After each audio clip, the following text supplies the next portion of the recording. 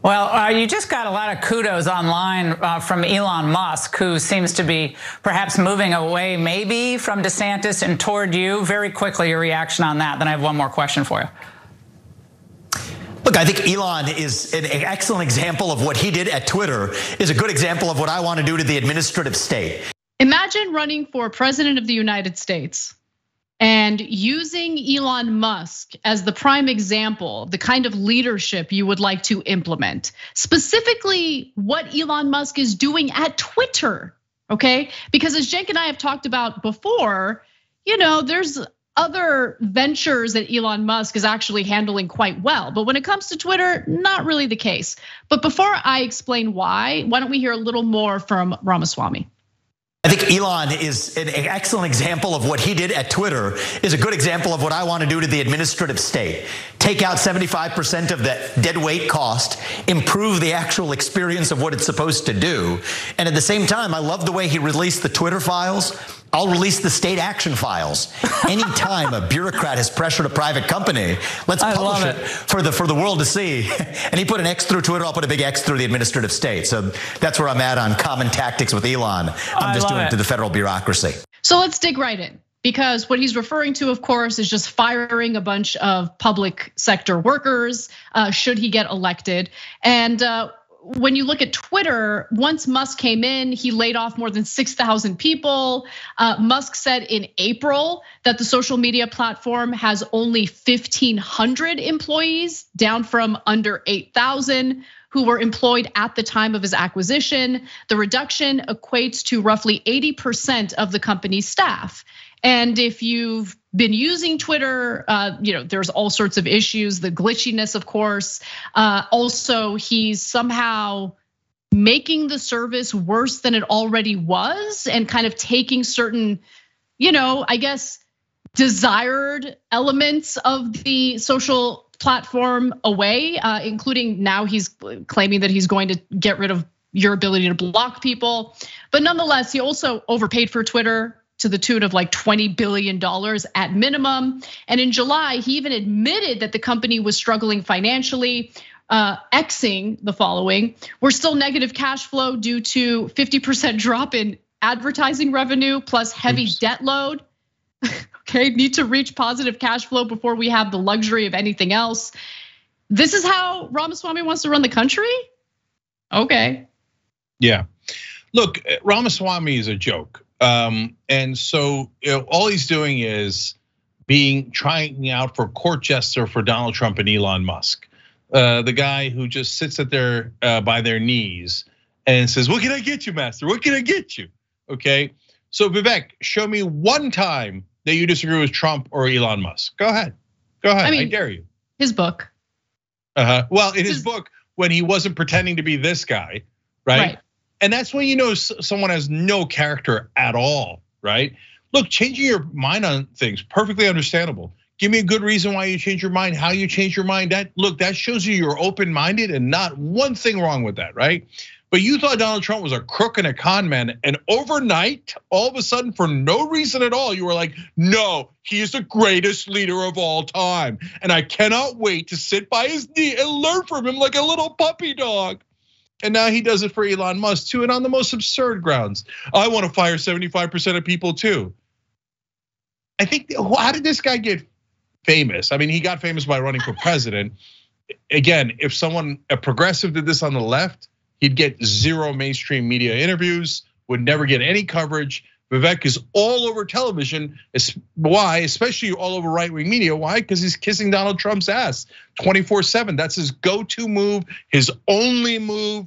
And that's why he's moving up in the polls, because he's not attacking Trump. Instead, he's licking different things like his boots. And so now he's on to Elon Musk, not only firing 75% of people, so dumb.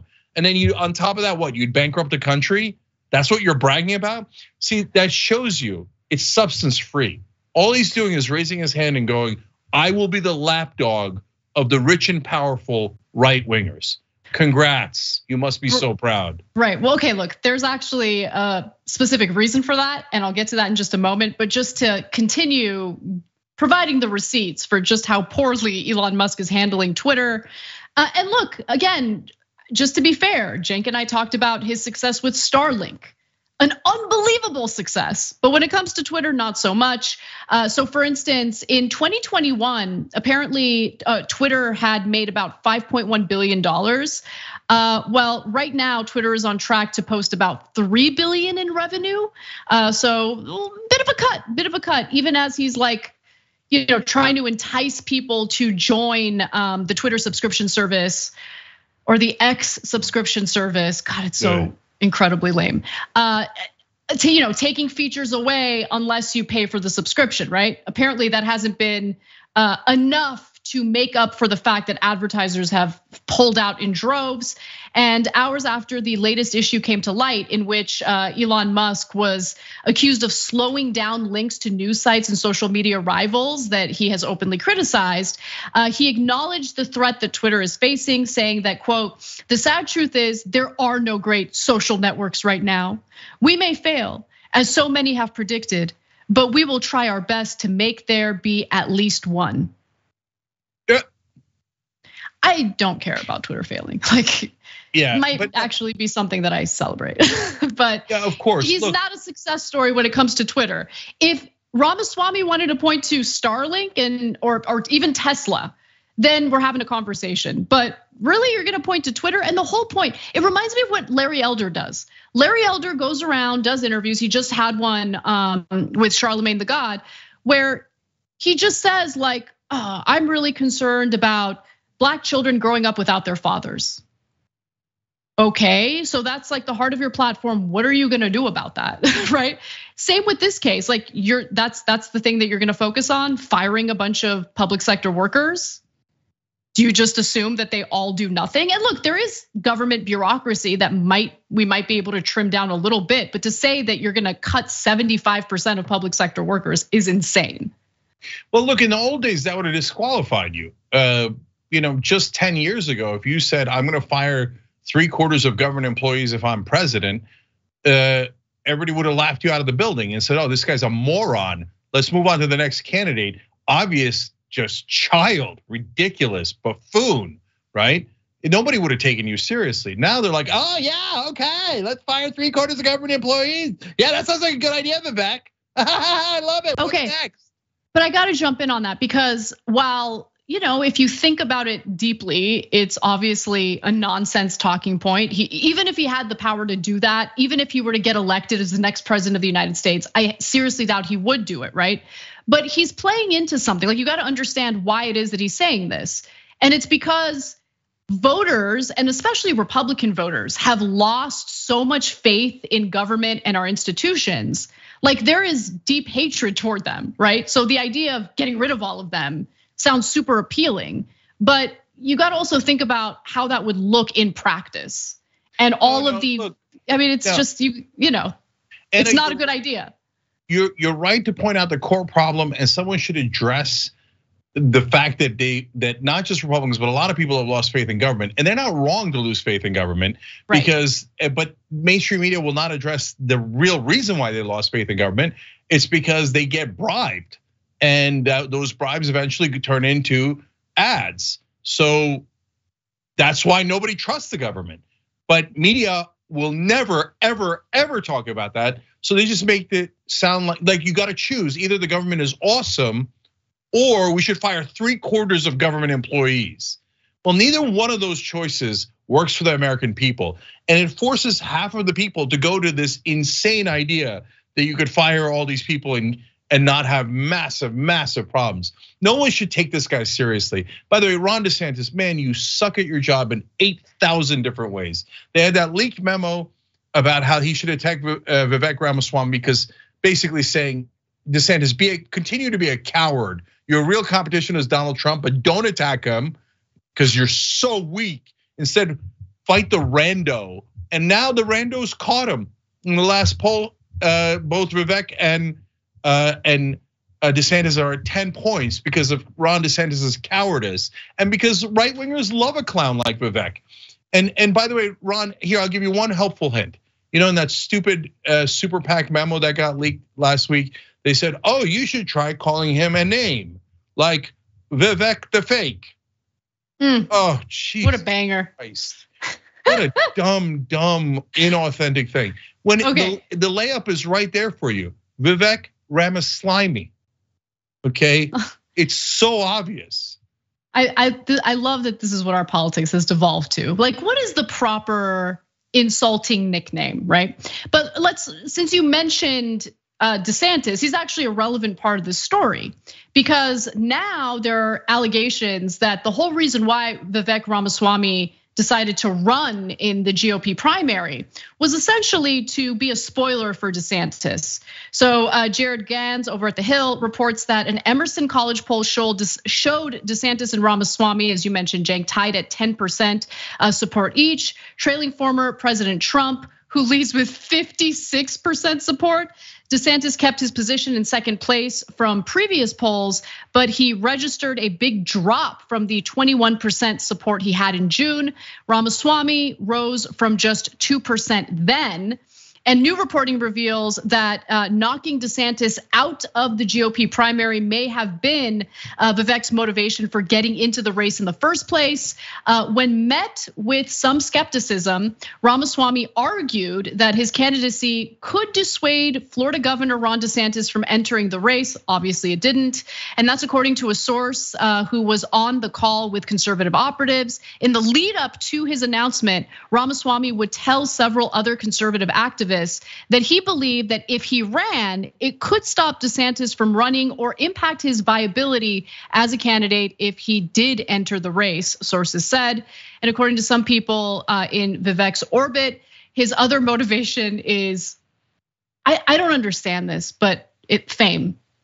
Like, people want that. People want to be famous public figures, which I don't understand.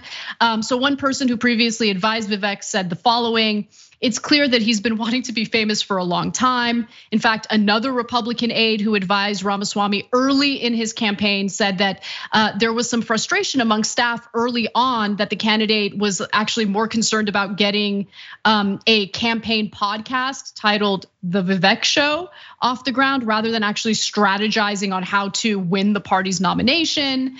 And there's also some reporting indicating that he was in talks back in 2022 to star in a show for the Daily Wire, but that eventually kind of fell apart. The company, which in 2022 said it made $200 million, signed Ramaswamy in the hope of developing a show around him.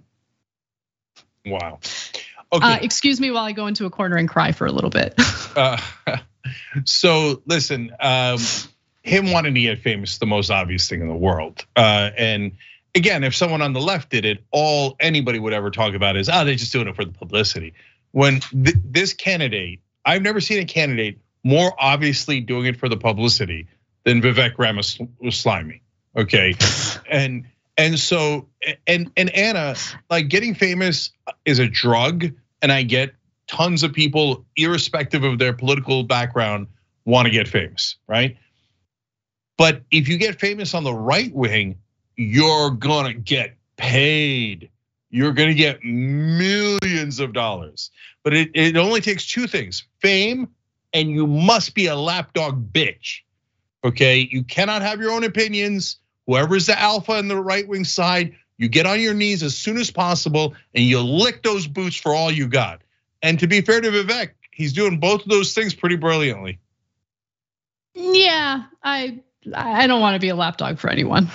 Yeah, of course. That's why we have principles and we don't do the kind of sellout stuff that the right wing does, right? And so, but for guys who already have no principles and have no shame and no soul, this is a layup. It's actually, look, guys, seriously, if you don't have any principles at all, you'd be nuts not to play the same exact grift that Vivek's playing. It's so easy. In fact, if you're a minority, layup of layups.